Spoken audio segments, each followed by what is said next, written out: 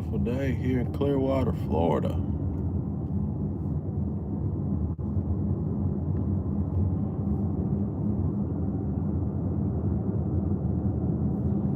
With all this traffic, we got some bumper to bumper traffic right now that makes it a little annoying.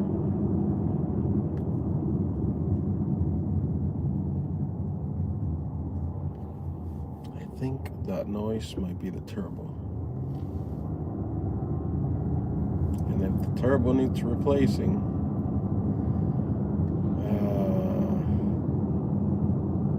it's gonna be a pain.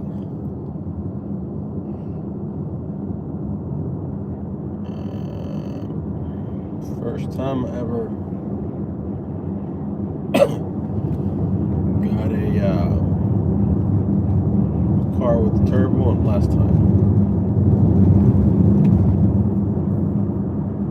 There's a lot of space today here at this beach, man.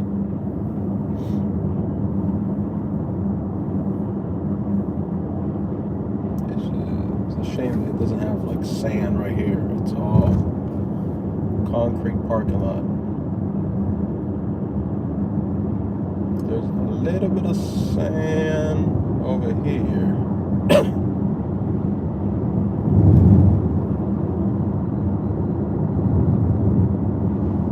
A little bit there. That's about it. Hey, what's up? What's the day looking like?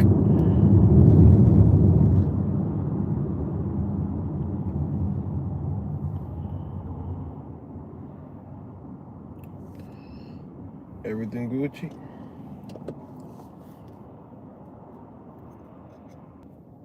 I've become used to driving with headphones on.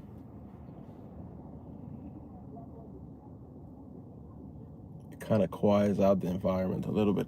This car's too loud. Interior in this car's too loud.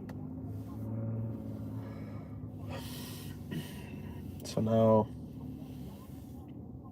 I don't enjoy the trip as much when I don't have my headphones on, because the cancellation mode kind of quiets it out a little bit.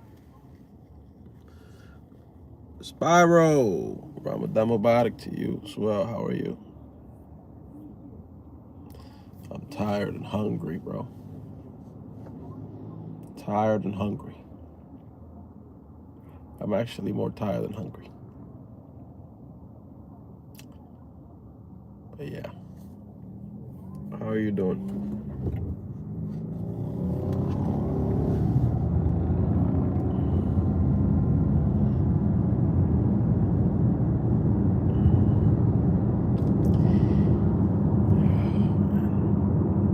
I can't believe it. I still got 48 minutes to get home. Shoot, man.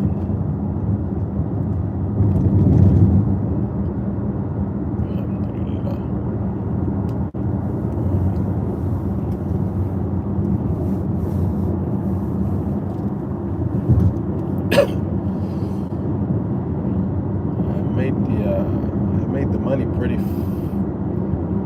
wouldn't say fast, but pretty consistent today. I think I did 3 trips only.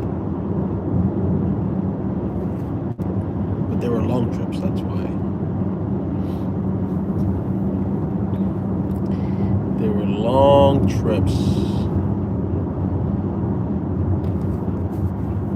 Howdy. What's going on with you? Everything Gucci. Let me see, how's the highway here?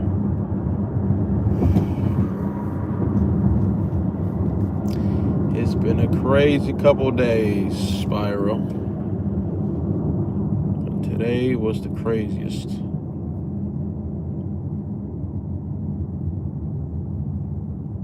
But everything's fine, alhamdulillah.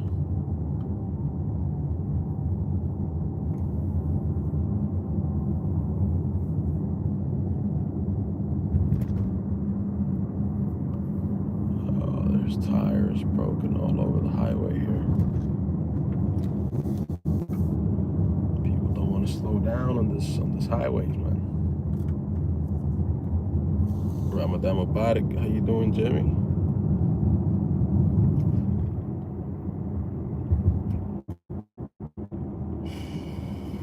What's the day looking like? Guys, please double tap the screen. How you doing, H1Z? What's the day looking like?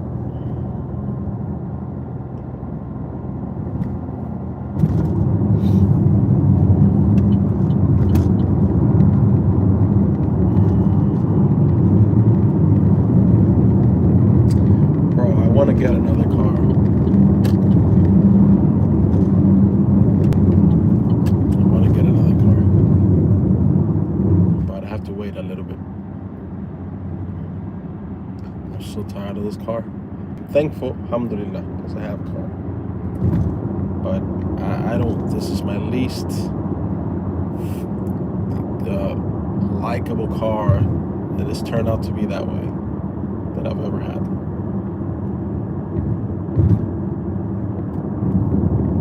I think this even surpassed the Nissan. I had a Nissan. I hate Nissan. I will never get a Nissan again. But I think this one surpassed the Nissan in this likability. Yeah, it has it's been having like a whining kind of noise when I accelerate. And then when I'm coming to a stop, it goes away. I'm suspecting that it's the turbo, because the turbo has been giving me a code on the board for a while. And I looked up some information, and it sounds like it could be the turbo, because apparently when you speed up, there's like a propeller or something inside the turbo, something that spins, and I think that is what is damaged, that is causing that. See, like right now it says engine power is reduced. You heard that ding, ding, ding, ding? It gives me a code on the board. Watch. I'll show you. Just out the blue. You're driving, you'll do this. Code on the board. Engine power is reduced for no reason. Right? It's been doing this for a long time. Lost connection there for a second. So it's been doing that for a long time now, right? Now, and when it does that, I can feel in the gas that the car's not advancing as much anymore. So it doesn't break down. I can still drive it, right? I can still drive it.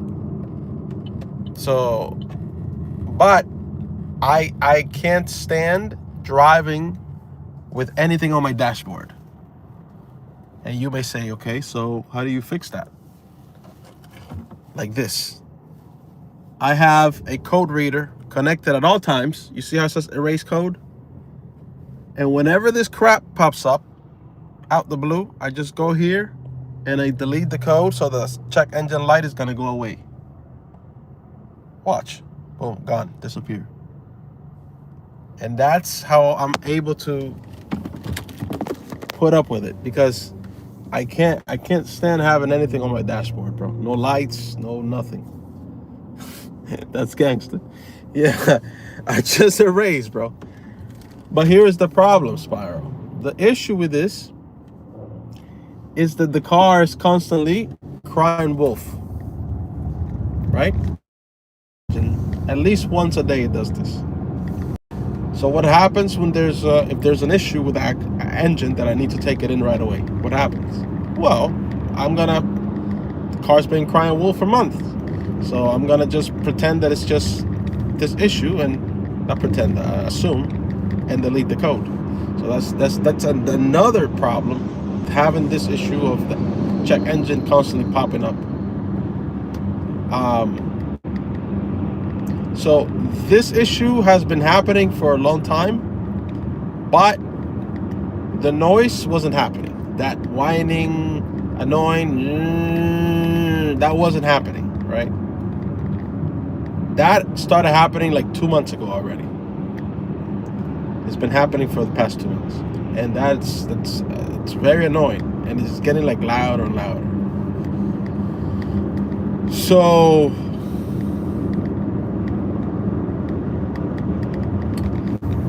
worst car I've ever had. It might not break down. I might be able to drive it for a couple more months without it breaking down, inshallah. So yeah, I can't stand this car. I don't recommend it to anyone.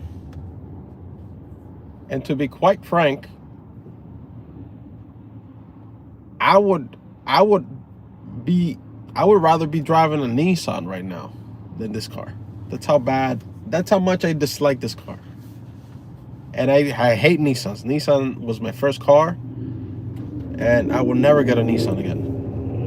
But if I had the option, hey, here's a Nissan that's functioning properly, no noises or anything like this. Trade it for this one. Make the trade. But I have to wait a little bit. Happy Ramadan from Sweden. Ramadan Mubarak. So I just have to wait, because the one I want to get is the Lexus. I want to get the Lexus SUV, but the Lexus ain't cheap, bro. Turbos usually go out. Have to change them. That's why I'm not a fan of turbos. Yeah, it's never again, bro. I didn't mind it because I didn't know the first car I ever had with a turbo. So I thought, because this is a 3-cylinder car, I thought maybe they added the turbo as a little bit of a boost because it's a 3-cylinder car. So maybe for a little bit of a boost when it comes to speed-wise. Bro, what a pain. And if I can continue driving this car until I get rid of it without fixing the turbo, I'm going to continue driving it without fixing the turbo. What a just like an unnecessary freaking piece of part in the car. Man. But now I know. Learning experience. Never again will I buy another car with turbo. Oh, sir, this one has a turbo. I don't want it. Automatic, I don't want it. Don't want it. No thanks. And I see a lot of Buicks on the road. It's kind of like when you don't have something and you buy it, and then you notice more of it. Ever since I bought this Buick, I noticed more Buicks on the road. Before, I wouldn't even, like, this brand wouldn't even register. Now I see Buicks every day. See, there goes one right there. So it's kind of like when you buy a car a certain color, you start seeing more of that color also. It's I forgot what they call it, but it's something about with the mind.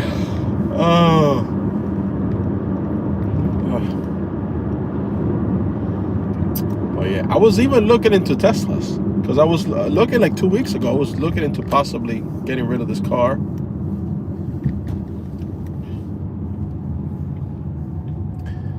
You know, selling it to get another one. But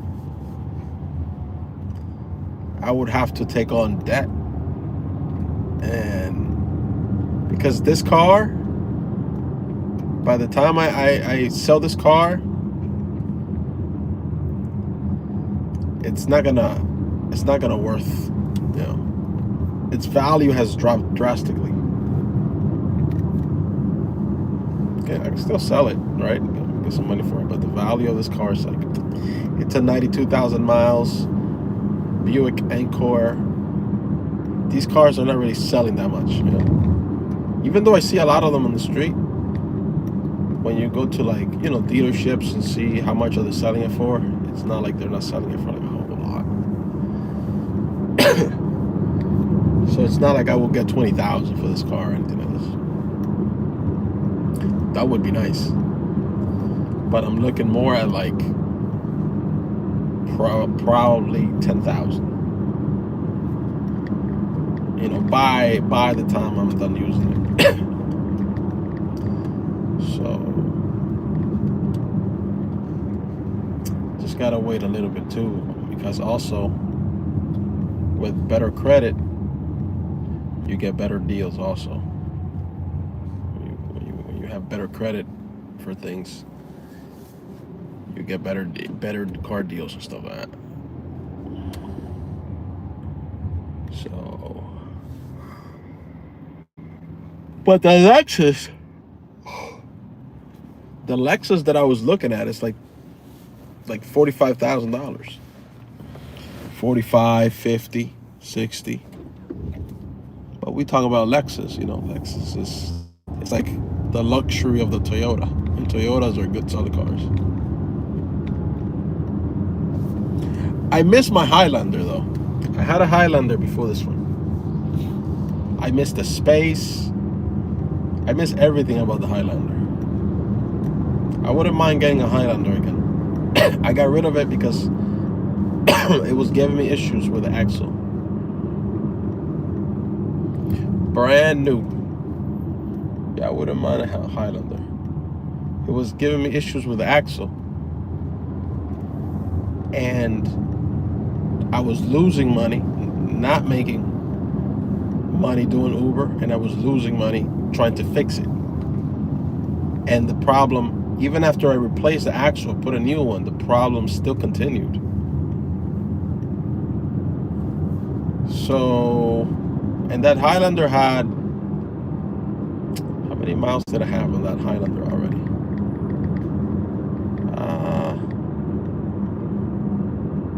Did I cross the 100,000 miles on the Highlander?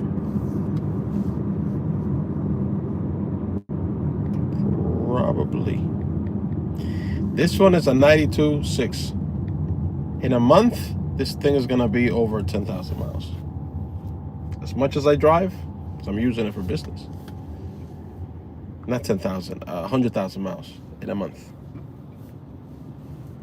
I'll say probably by the end of next month, it's gonna be past 100,000.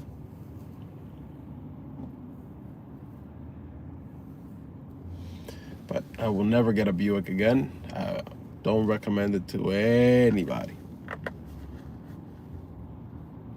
Too many issues, too many code and sensors, and just it takes away from any sort of being able to enjoy driving consistently. There might be a day where the code doesn't even pop up at all. I've had a day where the code just doesn't even pop up. Right? But still, like that, it usually happens when you're about to get on the highway. That you know, when you're about to get on the highway and you kind of step on the gas a little bit to go onto the ramp, onto the highway. Ding, ding, ding, ding, ding, ding, engine power reduced. Why, bro? Like, what the heck? What happened? Delete the code. And then once you delete the code, the car starts driving, you can feel it driving normal again. But if you don't delete the code, it's like the code is activated, so it's like it's preventing the car from advancing how it's supposed to. So even if you step on the gas hard, the car doesn't advance that much. Not like it's supposed to. When you punch, yeah. When you're trying to punch it, the thing comes up. Engine power reduce. It's like it's protecting the engine from something, but I'm not a mechanic, but if I had to guess, I would say that the issue is that turbo, because also it gives me a code, right? And the code that it reads is something about supercharged turbo, supercharged something. So I know that's where the issue lies. And I know replacing that thing is not cheap, because I already did some research on it. Maybe a sensor or a vacuum leak, not sure, could be also. You know, I was thinking yesterday, maybe I might do I might take it to Buick so they can inspect it. That's gonna be like $180 just for them to inspect it, right? But I don't want to take it to Buick and then be like, oh, we're gonna put it on the code reader, because I already have a code reader. I don't need them to. I can give them the code, you know. So if it's just for them to put it on the code reader, then I'm not gonna pay them $180 for them to tell me we still don't know what it is. So whatever the issue is, whatever that noise is, that loud drilling noise, yeah, it's so annoying, bro. But as I'm slowing down, as I'm coming to a stop, it goes and it stops. Then when I start moving again, and it goes above 3 miles, you'll start hearing the noise again, like a drilling, whining noise. And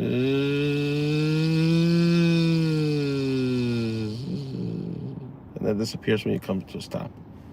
Maybe a sensor, yeah. So we'll see, bro. Inshallah. Inshallah, sometime next year, I have another car. I want to have my Lexus by next year, inshallah.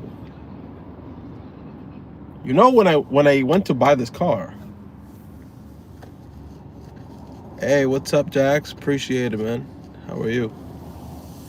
When I went to buy this car, they had a Lexus. It was a white Lexus with red rims.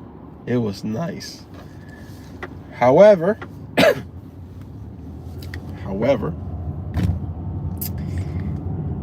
I think the Lexus had like 90,000 miles. Now, think about it. I'm buying a car to use it for business. If I'm gonna go to the dealership and buy a car to do Uber that already has 90,000 miles on it, it's too much. This one had like 32,000. So looking at the mileage, it makes more sense for me to have bought this one. Because this one now is at 92,000 miles. But I've been using this car now for about a year now. If I would have bought the Lexus now, the Lexus would have been at like, it would have been like at 160,000 miles. More than that. No, about 160,000 miles now. After a year, that wouldn't be good.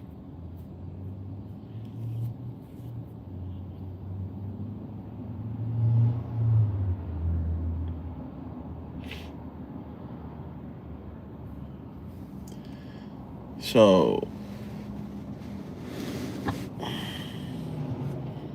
but Lexus SUV.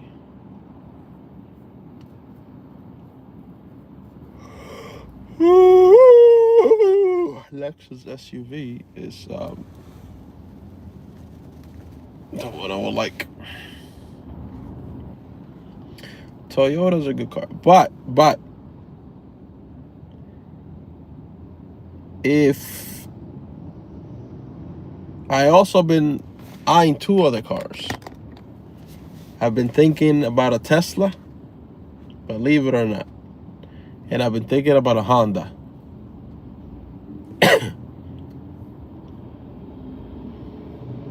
But the Tesla, my thing with the Tesla is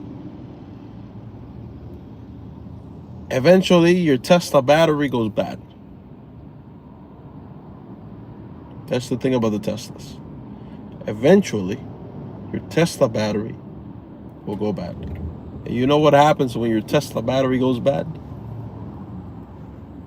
Big problem. Because we're not talking about Go to Walmart and get another battery for $150. We're talking about 10, 12, $14,000 to replace your Tesla battery on the cheaper end of things.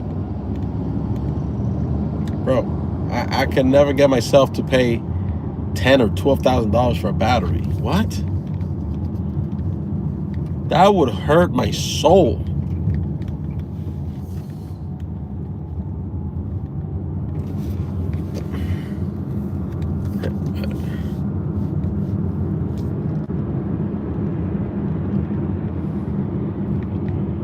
Is it like 6K? No, it's like 12K, bro. 6K. You're not gonna find a 6K battery nowhere. Yeah, bro. I was looking at this. It was like you get lucky if you find one for like 10K. Let me just say that. And then the labor. If you find one for 6K, it's gonna be like you might have to change it in a year again. It's gonna be like depleted. It's gonna be wasting your money. It's gonna be a used one that's the life span on that thing is like already almost gone. But thousands of dollars for a battery, 10,000, 12,000, bro, you can get another car with that money. That's what I'm saying. It's another car, right? It's another car. So that's my thing with the Tesla.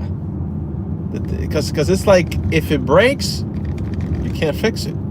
I mean, unless you got 10, 12 G's in the bank to buy a battery. But that's the thing about the Tesla. You know, that's why it is highly unlikely that I would ever pull the trigger on a Tesla and get one. They're already pretty expensive. Okay, you buy it, and then sure, it can give you 200,000 miles. It might even give you 250. But just knowing that, hey, this battery's health is going down, because it tells you the percentage of your overall battery health and stuff like that. And then you know, okay, so what am I going to do when it gets low enough? Am I going to spend 10,000, 12,000 to buy a battery? Or am I going to get another car? That kind of puts a bummer on owning a Tesla. Because again, if my battery goes bad in this car, go to Walmart, bro. Get me another one. Easy, no issue. Any car like this, just go buy another battery right there at the Walmart. Install it yourself. Your Tesla battery goes bad, 10, 12 G's plus whatever they charge you to install it. Because it's not like you can do it yourself. You got to take it to the shop. Heck no, bro. No freaking way. Now, if they come out and they say, we've made this Tesla batteries now, they're going to be like $500 a piece. All right. Okay. My mom's texting me now. My sister has surgery. They had to remove my sister's one of her kidneys. So, alhamdulillah, surgery was successful. And she only has one kidney now. So she has to be extra careful now and drink a lot of water and fluid and stuff like that, which she didn't before. Alhamdulillah. It came out. The surgery came out good. She's already at her house, I think. So my mother was texting me. She's like, remember to call your sister. But I already called her. I spoke to her a little while ago.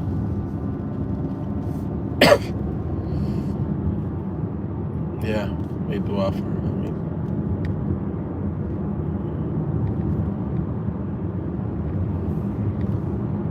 I mean, I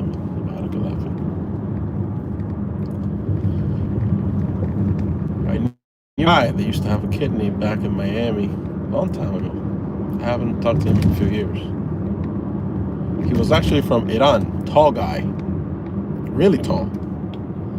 They used to call him Nima. I wonder what happened to Nima. He was from Iran. Sweetest guy you'll ever meet, bro. Tall, really tall, but the sweetest guy you'll ever meet. He was like a teddy bear. He used to go to yoga classes with the girls. I remember when I had my Instagram back then. I still had him on the Instagram back then. And he would be at the park doing yoga with the girls, doing the yoga classes.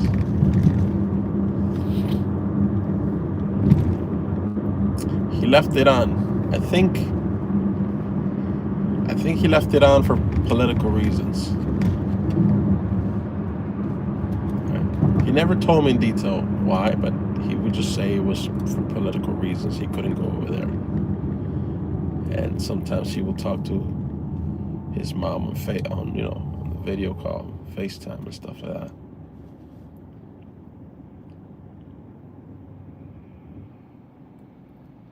So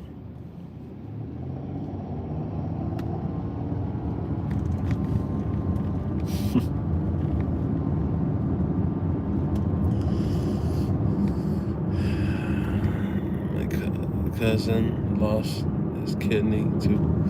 Yeah, it's tough, bro. It's tough, and I guess you could say it's a little scary too, you know? It's a little scary to have an organ of your body removed, you know? There's a reason we have two kidneys, right? Can a person survive with one?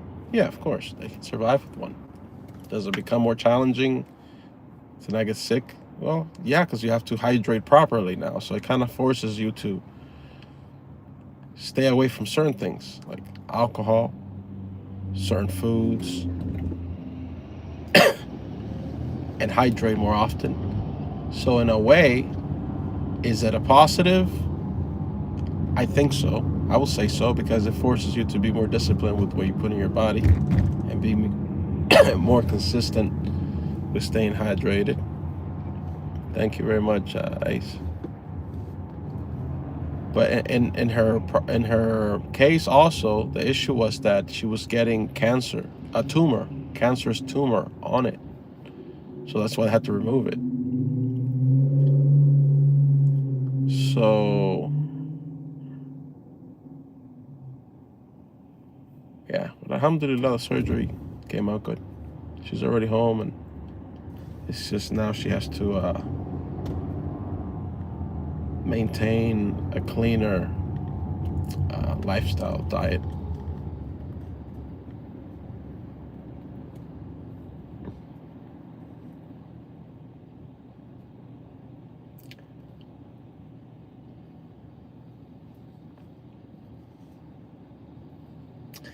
Okay. I still got 22 minutes to get home. I've been in this traffic.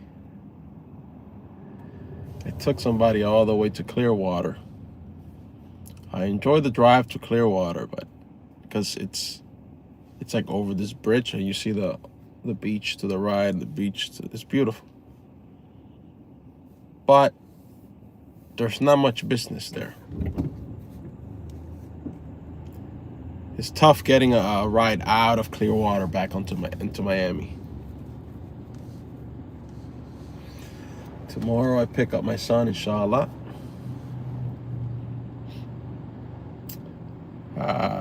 Last week was rough, man. It was rough. I was sick because I had been taking care of him the weekend before, and he had a bad cold, and so when I had him for the weekend, I took care of him, and so I ended up with a cold, which you can still hear the cough a little bit. But I got the flu bad. Like, I had fever. That's why I wasn't coming on the live stream. I went days without coming. I had fever. My whole body had chills, and I can tell right away when I have a fever. I can tell without even going like this. I can tell. You know how?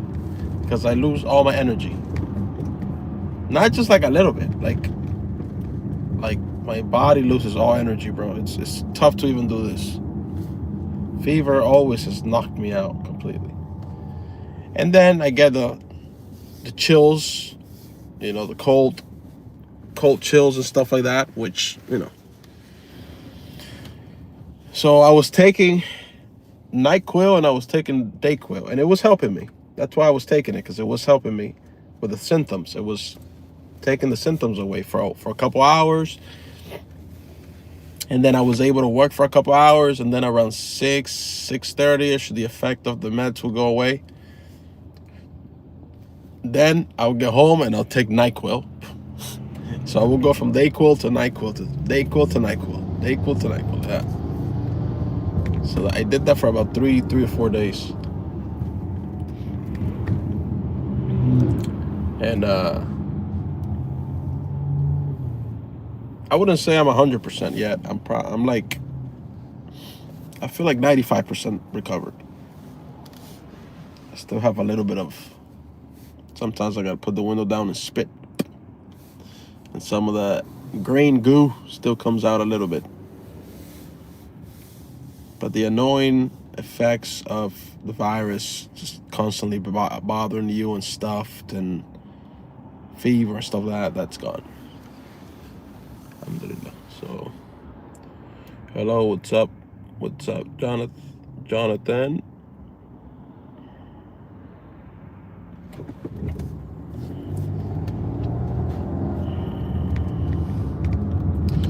But tomorrow I'll get my boy, inshallah. Spend the weekend with him.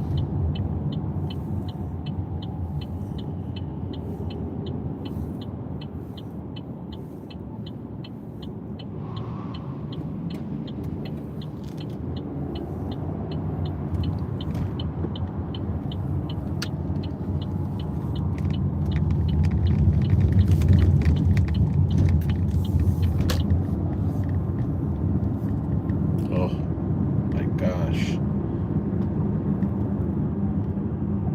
More traffic here now.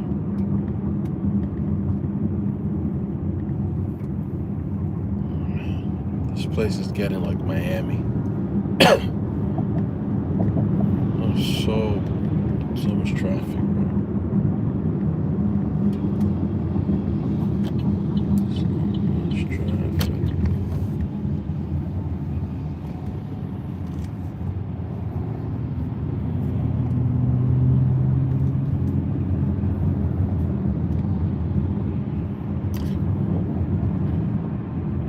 Don't crash. All right, that's it for this one. I'll be back.